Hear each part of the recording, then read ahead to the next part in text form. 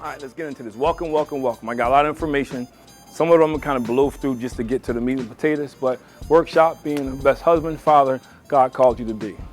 By the grace of God has given me, I had a foundation as a wise builder, and someone else is building on it. But one should build with care. What foundation are you building on? That's my question I start with.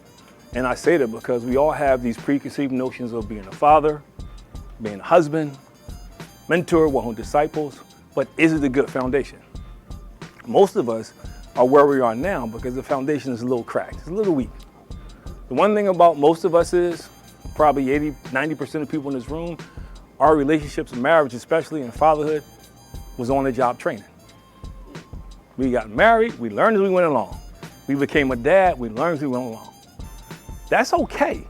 The problem with it is, if I don't get my thinking right, if I still have stinking thinking that is based on false perceptions and notions, that's what I'm building my foundation on. So we got to make sure that we got a good foundation. For those of you who are not married, this question always comes up. You need to make sure that person that you're about to tie the knot with, that y'all on one accord. Because check this out, everybody that's on your corner is not in your corner. I just did a video for somebody and it was going to the next level. And the first question they asked me was, what's one of the first things you do when you go to the next level? So I said, you gotta lose weight. People started chuckling. Well, what do you mean lose weight? I said, because there's some folk in your life that you gotta get rid of. There's some folk in your life, man, that's not supposed to be on this journey with you. So if they weigh 155 pounds, you lose 155 pounds. Because most of us, our relationships with our kids, with our families are screwed up because of people we got in our circles that shouldn't be in our circles. You married, you holding on to that girlfriend from college, y'all just friends. That's cousin Nikki. We just give her a name right now. No, I'm being honest. And in our minds, we justify it. But then we wonder why our wives are insecure. Some of us, our track records, kind of spotty. I believe in grace and mercy, believe me. I tell everybody, man, if every mistake I made was a patch, my wife would probably have 3 quilts by now. Because I done made them. But I also understand my track record, whether I like it or not, plays a large role in my relationship. It does. You know, I say this all the time. God forgives me right away. With my wife, it takes some time. And I gotta understand that. It does. God is like, yo, you repented, is over. My wife, not so much. So as we go through this, I want you to think about that. The second question I'm gonna ask you is, what's your definition of love? Because we're gonna talk about that. I sit down with couples. 99% of the couples I sit down with that I counsel, the first question I ask them is, what's your definition of love? 99% have 2 totally different definitions. So if you got a different definition of love, that's why you're struggling in your relationship.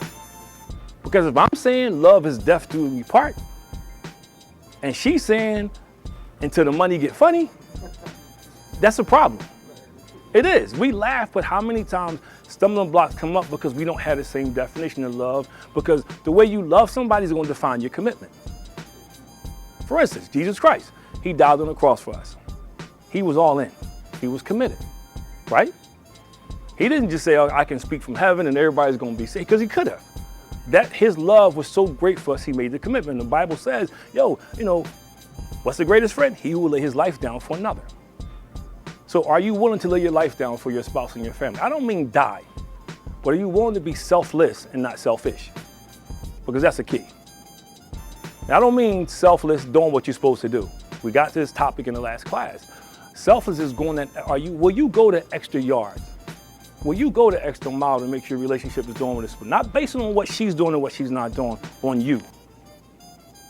So as we go through this, I want you to think about that. Introduction is, my name is Chris Bender, President, CEO of FamCom Inc., President of the Philly Chapter King Movement, podcast host of Above Average Black Men. I do a lot of stuff in the school system.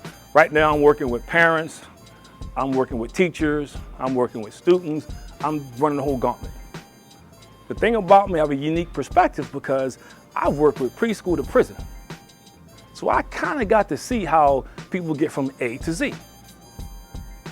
What I'm about to say to you right now is probably one of the most important things to understand. You matter more than you think you do. Right now, America is struggling with an identity crisis. They don't know who they are. And it's because of us, because we don't know who we are. What I mean is, we should be setting the temperature. We should be setting the culture. Not rap artists. Not movie stars. We should be starting our own households. Next thing is, understand, leadership is about influence. How well you influence somebody will determine how effective your leadership is. Who's influencing your wife? Who's influencing your kids? Is Oprah Winfrey and her spirituality influencing your wife? I'm just telling you. Are reality shows influencing your wife? What about your kids? My dad was my role model. When my dad died, man, it was like a part of me. He was my role model. He was my hero. He wasn't perfect, but he was. And he taught me some valuable things. One thing he taught me was that anything I do in life, the example I set is going to outlive anything I say. And that is so true. Fast forward, my kids are grown. 28, 33, and 34. Soon to be 35. The stuff they talk about that I thought they didn't know, they know. Because they watched me. They heard what I said, and they took it to heart, but they watched me. So as we go to this, think about that. You know, who's watching you? And if they're watching you, what are they seeing? What are they seeing? So think about that. And we're going back and forth in the discussion, so this is not just me. I host a group, Community of Men, some of those guys in. Every Monday we do a virtual call, and it's kind of a check-in. We have a topic, we talk, but I like the community because we are a community. And in the community, the community I grew up in, we hold each other accountable. And that's what this is about. Somebody should be holding you accountable, and you should be holding someone else accountable. None of us should be trying to do this by ourselves. None of us. And the part that nobody likes when I say this, your wife should be able to hold you accountable. If your kids are grown, they should be holding you accountable. It can't be, oh, that's just my wife. No, that's your partner. And that's what I want you to look at as your partner. It is. My wife is my partner. I joke and call her the CEO because she's the boss. She is. My wife gives me permission to do stuff. Not in the sense that I got to ask, but in the sense that because I can do the stuff I'm doing, I can chase the vision, I can do all this great stuff, had a success. She has a part, she plays a role, an important role. So I want you to think about your wife as a partner, as a partner. Hang in there for a second, you'll get to this point. Iron sharpens iron, I talked about the accountability. My dad used to always say I should go to my dad and complain. You got two choices. You either rise to the occasion or you shrink to the circumstances. Wasn't ever a third choice in my house. As a man, we got to rise to the occasion. The occasion is simple. 1 out of every 3 homes, the biological father is not there. Think about that. 1 out of 3 homes. The divorce rate in the church is just as high as in our communities. That's us. We can't blame the media. We can't blame the man. That's us. Because we're making poor choices. Some of us, we run away from stuff, man. I ask young people all the time, what are you willing to fight for? Some of us, we run away from relationships. We run away from all kinds of stuff because we don't really want to fight for it. But if I talked about your mama, you're ready to fight. Don't let me ding your car. Man, we got a 12-round bout. Oh, please don't let me step on your fresh sneakers. But we don't fight for our relationships. We don't fight for our families. Me, I lay down my life and my family knows that. You don't have to answer, but who else in there can say the same thing? And you got to think about that because it's really, really important, man. The definition of insanity is doing the same thing over and over again, hoping for different results. You got to think about that.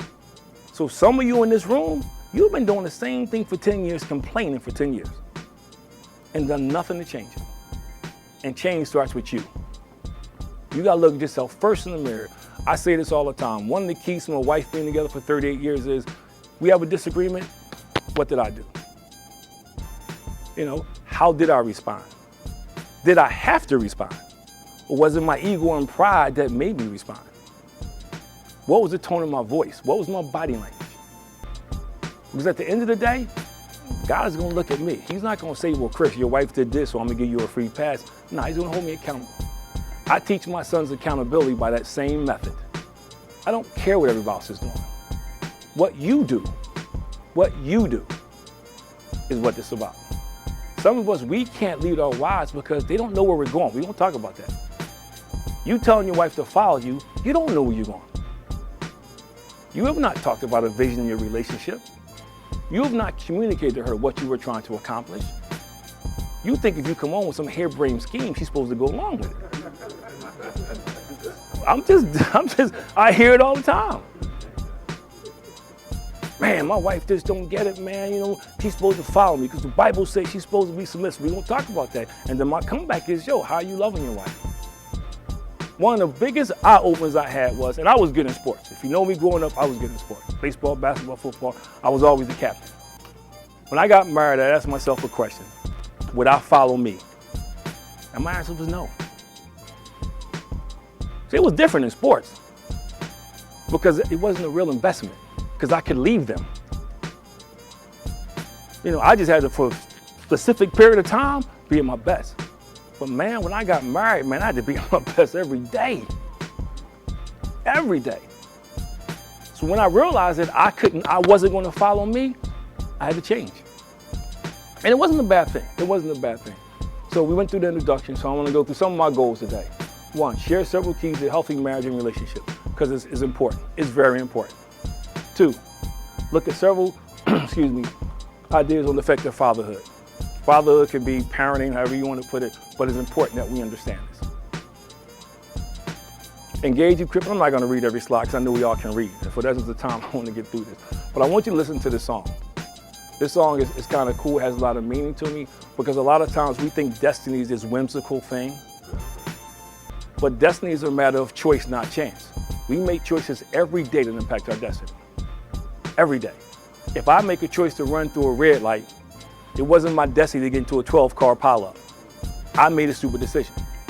If I'm making the choice to cheat on my wife, that wasn't the devil, that was me making a conscious decision. So I want you to understand, destiny is a matter of choice, not chance. So what choices are you making to help control the destiny in your marriage, in your parenting, in your personal life? So we listen to a few notes of this song, and then we're going to get into this.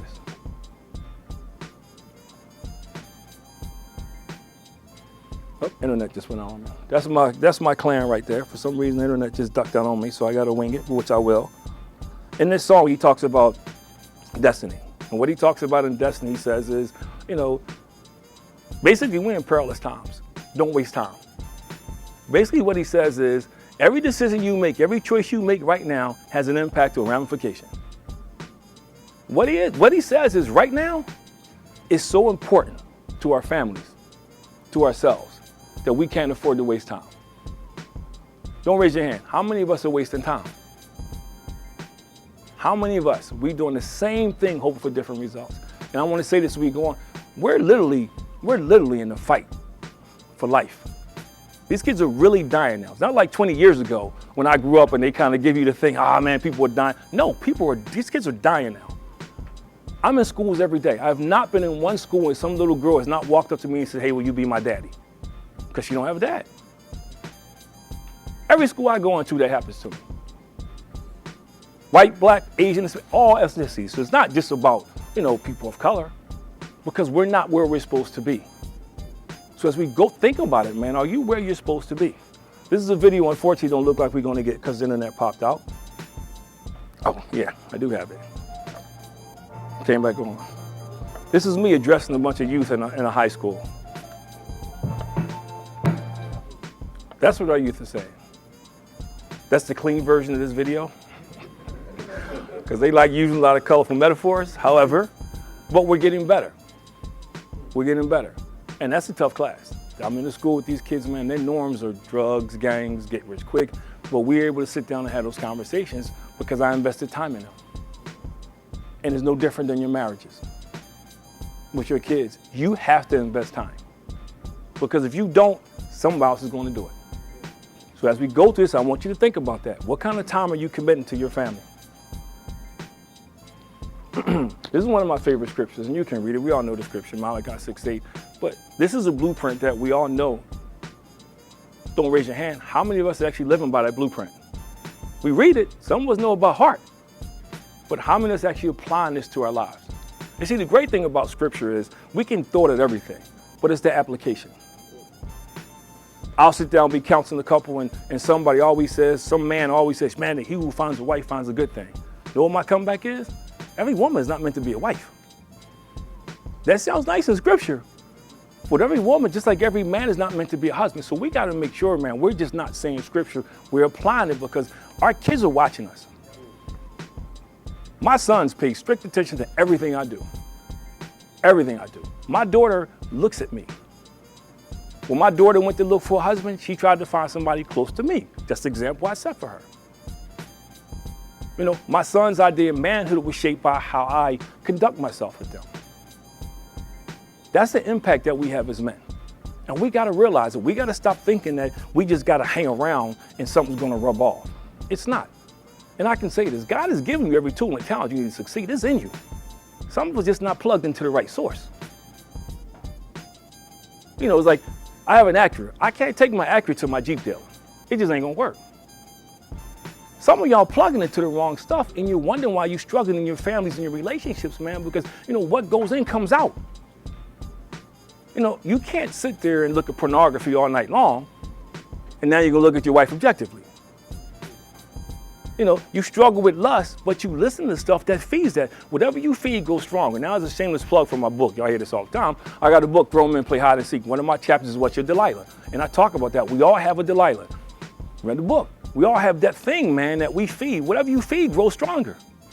So if you're not feeding a healthy family, if you're not feeding yourself the things to be a healthy husband, it's not going to come because you go to church every Sunday. I don't care how great the message is. If you're not doing the things you need to do to be a leader, to be the influencer in your household, that's why your family is going crazy. Because I'm looking at you. See, we need to understand that. And it's hard to look at yourself. It's hard. And as we go through this, you're going to have to look at yourself somewhat, man. You know, marriage, we talked about that. Is not a job. It's not a hobby. And I'm going to say this, man. Marriage, you need to understand this. Your family is your first ministry. Some people hate when I say this. Early when I got in ministry, I used to get hit with that 20% of people do 80% of the work. And then my pastor was going home. And I got to explain to my wife why I'm coming at 10 o'clock at night every night. I had to adjust my thinking. Because that's my first ministry. I cannot lead you by example if I'm not leading my family. Some of us, we do great in corporate America, but we don't do so great at home. That's a problem. Some of us, we do great at mentoring other people, but we don't do so great with our own kids.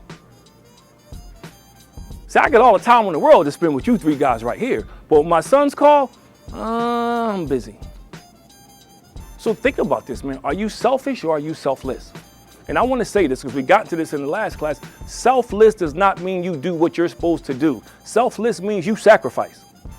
Christ, he was selfless. He sacrificed. He gave his life. See, we think selfless is because I pay the bills, because I do this, I do that. No. Selfless is you go the extra mile. And you do it not based on what somebody else is doing. You do it because as a leader in my household, as the priest in my household, if you want to say king of my castle, I got to lead by example. And we have to learn that. So think about that, man. And we talk about this here. We say, husbands, love your wives as Christ loved the church. That's the example. How did Christ love the church? He was selfless. He didn't keep score. He didn't say, well, if I go to work every day and come home, you need to do this. He didn't say that. I make my wife breakfast every morning. Every morning. I get up because she works from home. Our day starts differently. I'm up 4:30. My routine is I get up, I get myself straight. You know, I make breakfast. You know, I work out, then I do breakfast. I do my devotional. My day starts. I don't have to make her breakfast. That's the selfless part. That is the selfless part. That's the extra mile I go. The same thing with my kids. See, most of us, we're so selfish that we can't get God's blessings because we're selfish and not selfless. I can tell you this from experience. Until I lined up with my wife, I wasn't being blessed. I was getting little dibs and dabs. When I lined up with my wife and we got on one accord, God started blessing me. Because see, God don't bless a mess. You got to understand that, man. If you can't run your household, why is God going to give you more? And I think we forget that. So as we go to this, think about that. How did Christ love the church? We're going to talk about love. Ellis, listen. Do you listen to your wife or do you hear your wife? What I mean is, when you hear your wife, you hear the words that come out of her mouth. But do you listen? When you listen to your wife, you get to know her heart. When you listen to your wife, when she says, yeah, you can do something, and she really means no, you understand that.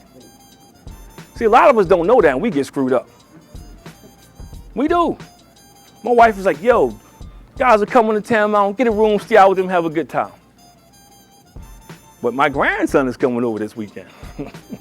And I know she don't want to do that by herself. So she said the right thing. And you know my wife. Yo, Sunday in my house was not going to be fun. Because she would have had a little chip on her soul. She would have been agitated. So for some of us, we still go home thinking we're going to get something. And we didn't do this. We didn't pay attention to the signs. I can look at my wife and tell how she's feeling. Up, down. I can hear on the phone. If I ask her something by the tone of her voice, that's not a good idea, Chris. That ain't going to fly today. I know that. I know I cannot call my wife up with some harebrained scream about how I'm going to get rich. So are you listening? Do you know her heart? So this is a test right here, and don't raise your hand. How many of you buy vacuum cleaners for Christmas for your wife? That ain't for her. You ain't listening to her. This is my favorite one. How many of you buy sexy underwear and lingerie? That ain't for your wife. That's for you. You want to see your wife in that stuff. That's not listening to her. She wants something personal and intimate. You want her to make her sexy so you can get what you want. That's not listening to her. This is my final one. How many times your wife sat down to talk to you, and in your mind you got the answer flowing in your head already? And she's saying, just listen to me. I just want you to listen to me. But you fixing it. I got the solution to this. No, you don't. She's now 10 times more pissed off after that conversation than she was when we started, because you ain't hear a word she said. You didn't listen to her. So you have to learn to listen. And the oneness is we should be seeking to be at one with our spouses. I'm not saying be many, but we should be seeking to be at one. What I mean by that is I pretty much know what my wife is going to say yes and no to. I do. My kids know what my wife is going to say yes and no to. They know. You got to be at one. Oneness doesn't mean you're going to agree all the time. Because that's when I hear people say that, people say, marriage is 50-50. That's the biggest lie the devil ever told. At some point in time, somebody's giving more. And when you have oneness, you understand that. Because guess what? I got strengths and I have weaknesses. So in my weakness, my wife comes beside me. Don't always like it, but I say this all the time. I don't have a perfect marriage, but my wife is perfect for me. Because she offsets a lot of stuff that I struggle with. But if you're not seeking to become one, you got two people pulling in two different directions. The old Chinese proverb that says, our minds and hearts are like a cart being pulled by two horses going in different directions. That's what your marriage is going to be like, man. That's why you're struggling. Because you got this great idea, and on paper it's great. When you say it to yourself, it's great.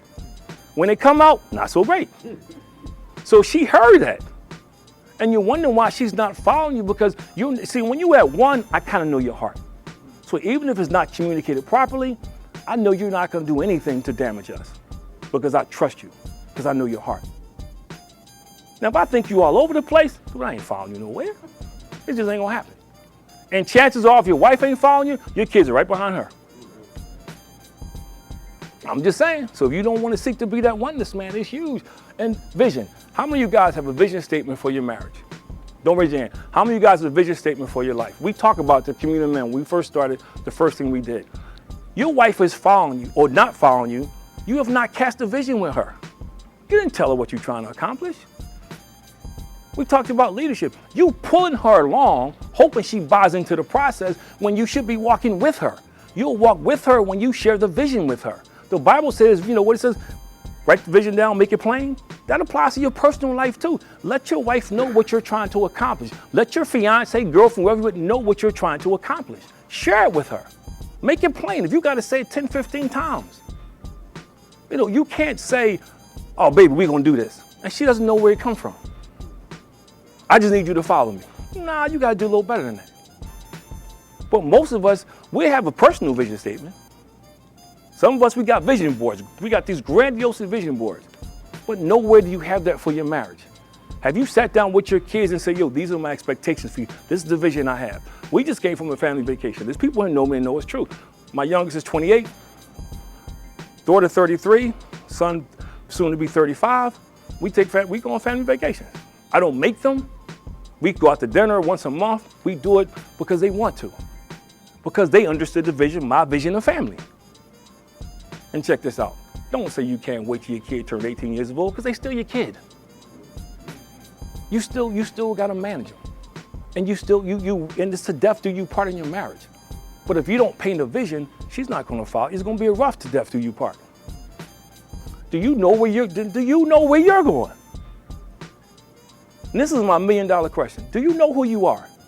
If I said, can you tell me who you are without using your name or your title, could you tell me that? Seriously, could you tell me that? And when people struggle with that, most people who don't know who they are accept what anybody says about them. That's what's wrong with our kids now. We do the same thing in our homes, man. We don't sit down and say, this is who I am. We don't make sure our kids know who I am. We don't make sure our wives know our hearts. Some of us, you got friends who probably know you better than your wife does. Some of you probably have a relationship with your friends that are stronger than the one you have with your wife. You got to check that, because your wife is your first ministry.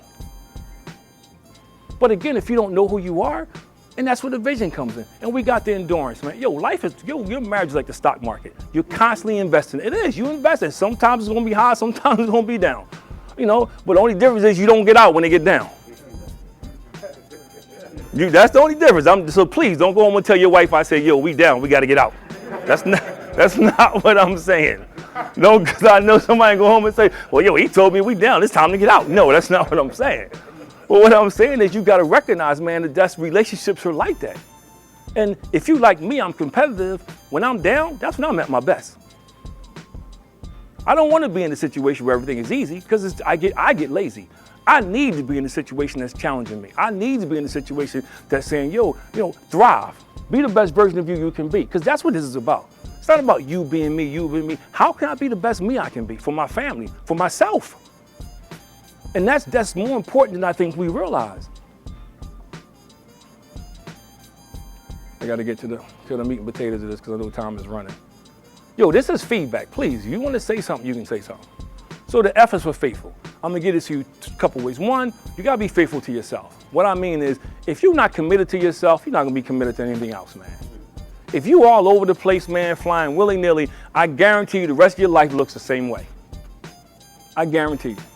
Faithful to yourself means that you got to be committed to being the best version of you can possibly be. And that's every day, all day, 24/7.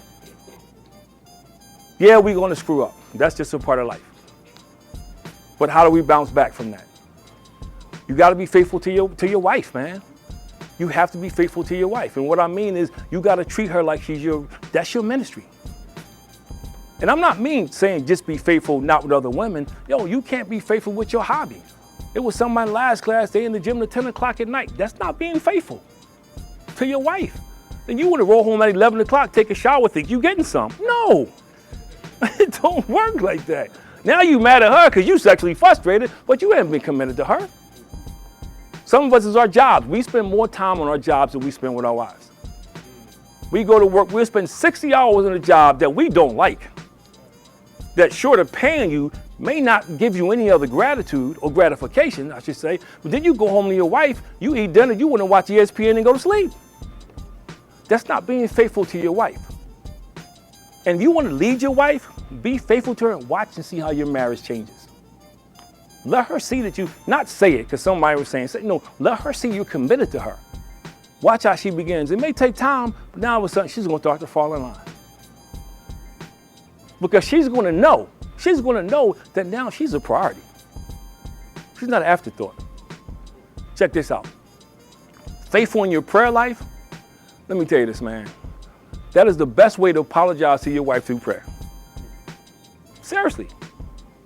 When you praying, man, you say, I need God to forgive me and I'm asking my wife to forgive me. That is the best, most sincere conversation you can have with your wife, man. Because she realizes that you are whatever it is trying to fix, trying to get right. And be faithful to prayer, because that is the best communication. See, I cannot not pray with my wife and tell my wife, I love this God now. I'm on fire for Jesus, but we don't spend any time in prayer together. I'm not leading her by example. So you got to be faithful and committed to that. And I'm not saying you got to pray for 40 hours every day. You can take 5-10 minutes in the morning. And check this out. Pray about something other than prosperity. You know, not bless me, bless this, bless that, bless. Yo, try thanking God. I thank God for my wife every morning. I say, God, I thank you for my wife, because I know what she puts up with. Try that. And I'm telling you, and watch how things change, man. You know, the second one is be aware. Be aware of how the decisions you make impact others. Too many times we don't, because you make decisions that are generational. You may not realize it, but we're making decisions that are generational every day that's impacting people that's going to come way behind us, and we don't take it serious. So now we look at the ramifications. Just look at what we see in society now. You have 3 generations in jail. Father, son, grandfather. Setting the example. 3 generations of poverty. Nobody wants to break the poverty cycle because that's what we pass down. That's what we pass down. Be aware of the choices you make and how it impacts others. You know, not just your family, but you know, people who watch you, because there's always somebody watching you. Even when you don't think so, somebody's watching you. It could be your friend who's struggling in their relationship with Christ. And they trying to figure this thing out, man, and you supposed to be on fire, and now you acting like an idiot. So we have to be conscious and aware of the decisions we make. You know, and most of the time as men, we're not. We just go through things. This is the quietest group I've had all day, so I don't know if that's good or bad. Maybe because I got y'all after lunch. Tactician, what's your plan? What's your plan? Do you have a plan? If your wife sat down with you tomorrow and says, what's the plan for us? What could you say? If your kids came and said, Dad, what's the plan for us? What would you say? I don't know. We live day by day. I hear that so much. Man, I'm having the best day of my life. Yeah, but they pass. And check this out. God willing, tomorrow is coming, whether you like it or not. So we got to get out of that mentality, man. So you need to have a plan. I'm not saying it got to be some big strategic plan. What's the plan for your family? I mean, my wife did every step of the way. We lived in an apartment. The goal was to move, to a house in the city. From this house we went to a bigger house. From this we moved to where we live now in a single home. And we talked, that was part of the vision and part of the plan. How we want to get there? I mapped it out. This is what we want to do. We're going to write down everything we spent so we can see what our disposable income is, how we can increase our savings. She knew that was part of the plan. I didn't just bring something on her and say, you only can spend $20 a week. No, you got to come up with a plan. And I had to explain to her, this is what the plan is going to look like at the end. I had to show her that, there's a prize at the end of it. I'm just not telling you to sacrifice because I want to sacrifice. And just check it out. She didn't get it the first time. I had to keep repeating it. So she would not just understand, so she would believe it. Because I got a Volkswagen. I got 10 suitcases. My wife got 10 suitcases. You're not putting 20 suitcases in a Volkswagen. So what do? We start throwing stuff out. Most of us get married without looking at those suitcases. So while we're married, we unpacking stuff now that we seen for the first time. What the crap is this? But we married now. So the problem is in this suitcase, she had that nobody in the house was just safe. I'm just saying. Nobody in the house owned the house. Maybe the father wasn't the leader in the house. That's her suitcase. Now in your suitcase, you got, I come from a tight-knit family. Dad was present. Dad was the leader in the house. So you thinking your suitcase is the norm. Man, you open up that suitcase over there, I'm like, whoa. But that's what happens when at least if you have a plan, you got a focal point to bring everything together. Now I can say, you may be over there, you may be over there, but this is our common goal. This is where we're trying to get to. This is why we're trying to get there. Let me tell you something. I'm gonna say this quite black. I don't mean no offense when I say this, but if you're married to a black woman, you ain't telling her what to do. So when I hear people start telling me all this, I'm telling my wife, I'm just like, that's how low feel when you're talking to me. But I know when you get home what you're going to say. But this goes back to what I was talking about. You have to be aware of how you communicate, who you're communicating with. And you got to have a plan. You got to have a plan. That is so important. It's the one that hurts, honest. Are you honest with yourself? Are you honest with yourself? I don't want to hear what they think about you at work, what they think about you at church, what they think about you at the wild, wherever you go to hang out, when you look in the mirror, what do you see? If you're a Christian, do you hold the Bible as your standard? Not being perfect, but that's my goal. Are you rising to the occasion or shrinking to the circumstances? See, it's great to say all this stuff, but if I'm not honest with myself, it don't work. It's like if I go to a therapist and I know I got some depression issues, and the therapist say what's wrong, and I say nothing, they can't help me. They can't. But now if I go to the therapist and say, yo, dude, I'm struggling with this, they can begin to help me. So if you're not honest with yourself, you're never gonna grow. And whatever don't grow in the kingdom dies. That's just reality. That's why many marriages and relationships crash and burn, because they're dying because we're not growing. We're not growing because we're not honest with ourselves. Check this out. When the last time you asked your son or daughter what they think about you? My kids think I'm crazy because they'll get a random text from me a couple times a year. And they'll laugh in a little group chat about it, but I'll ask them, yo, what did you think about me? What kind of dad was I? I think that's a really good question. Whether or not you're honest with yourself, because you like yourself. I love myself, man. What you talking about? But see, I think it's great having people around you that will tell you the truth about yourself. Yeah. And sometimes your children may not even tell you the truth, because depending on what kind of dad you were, they may be afraid to tell you the truth. But I think that's what I kind of appreciate really about brotherhoods, King, and other organizations like that, is that you have people who will tell you the truth. That's going to help you to grow as a father. Yeah, but here's the tricky one down. Have you ever let your wife tell you the truth? Yeah, man. Have you ever sat down? Have you ever sat down with your wife and said, honey, I need you to assess me. I need you to assess me. How am I living? How am I doing? Have you ever done that? And I know it's tough. It's tough because they will say things to you, man, when you give them permission, man. It's like, I laugh and joke, and I'm gonna get in trouble for saying this because it's on tape. I think my wife stores stuff up from like 15 years ago. And she just waits for the opportunity to let it out. It's such a risk. Yeah, but you know what? The line. You Right. can't handle the truth, brother. Yeah, but let me say this. You say it's a risk, but let me say this. That was the next question on the video, was getting to the next level. You don't get to the next level unless you take a risk. Unless you take a risk, you'll never get to the next level. Because if it was no risk, everybody be doing it. That's what separates you from mediocrity. People who are mediocre, who love mediocrity, they don't take risks. My college coach told me one time, man, because the team was getting on me, because I was a very sore loser. So we would lose, we'd get on the bus, they knew to give me space, so they wouldn't even come around me.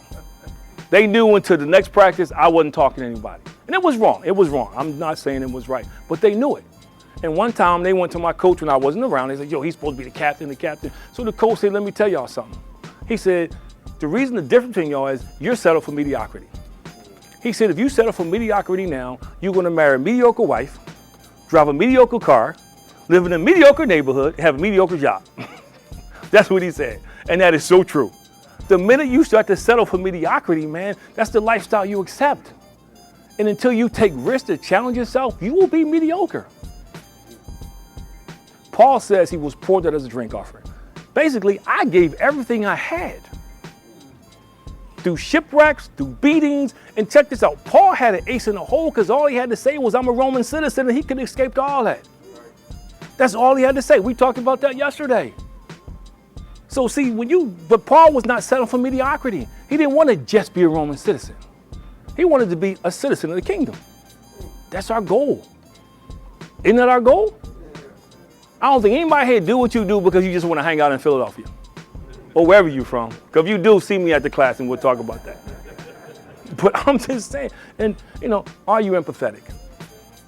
Are you empathetic when it comes to your kids, when it comes to your wife, or are you judgmental? Do you start your conversations off with your kids? Well, when I was a kid, I never did that. I love my dad to death, God rest his soul. But I grew up thinking my dad never jaywalked, he never did anything wrong. That's not true. And when we have that approach, I can't be empathetic. I can in no way try to understand where you're coming from because I'm judging you. And I'm judging you by my standard. And if I go back to, if I'm honest, should I really be judging you by my standard? Or am I judging you by what you just know about my standard?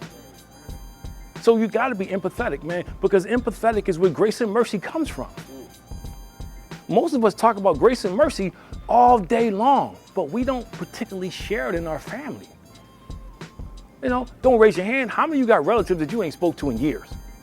Because you haven't extended grace and mercy. Because you ain't gonna be the first one to call up and say, oh, I'm sorry. That ain't gonna happen. But you go to church, Jesus loves me. Why? Because the Bible told me so. I know y'all sung that song. I had to get that in there. But just think about it. But we don't have it with our families, man. We're not empathetic at all. Even in the church, we judge homeless people. You heard them say it. We judge our spouses because they come from a different background. We'll judge their family because the family is different.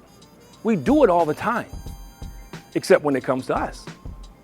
So we got to make sure, man, and we got to understand, and resilient, man. Yo, we got to put up the good fight. We got to put up the good fight, man. We got to stop selling for what society says about us as fathers, as husbands, as men. We got to stop that, man. We got to stop allowing society to dictate to us what our roles are. You know, some of you with this king shirt on, you're a king. That means you're king of the castle. As a king, anybody that's in king or becoming into king, that means you should be setting precedent. You should be setting the temperature in the room. You should be establishing the culture, not everybody else. You know, and I don't want to get into, we talked about John Moran. I've heard all these different opinions about it. And I'm not, my only thing about that is, my kids, we were talking with my kids, and another kid asked me a question, what would I do? And I told him point blank, yo, I would be brought up on charges of assault and battery because I'm knocking my son out. You blowing $64 million? We having a conversation. But more importantly, my follow-up was because I raised my kids to have respect, they're not going to start disrespecting me when they get money. That's the part that people miss. I don't care how much money I got. My dad had dementia living in my house and I still respected him. So see, that's the other part of being a husband and a father is we got to make sure, man, that we understand this is a long-term commitment. I guess that's the bell. Sound like an ice cream truck. Anyway, so if y'all can finish, if y'all finish, y'all please do the surveys. I say again, it was a good survey, put it up here. It was a bad survey. I got a comment box over there by the door.